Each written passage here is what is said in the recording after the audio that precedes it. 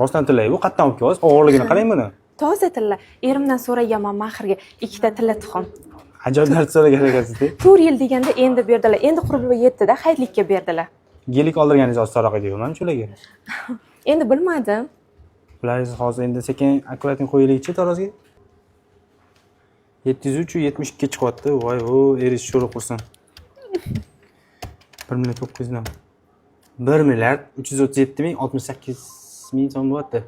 Salkam 1 kilo chiqyapti-ya. Shunaqa. Nima qilasan endi shuncha pulni? Ozgina qo'shib bering. Yo'q. 1 Tuxumga o'xshab yum-yumaloq qilib bering. 1 milliard 350 ming bera olaman. Mayli. Bo'ladimi sizga? Nima qilasan endi shuncha pulni? Yana bitta er olaman. Ana bo'lsa. Keyin mahrga yana so'rayman. Xuddi shunaqa narsa. Keyin sen o'sha so'rang. Xo'p, bo'ladi. 50. 150 ketdi sizga. Qolsin-da. Bilmadim, men zil chaqirasizmi?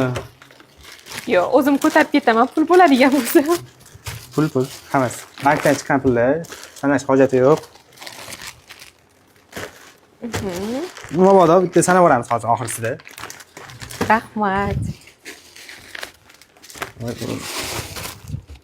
Olib keta olsangiz bo'ldi endi.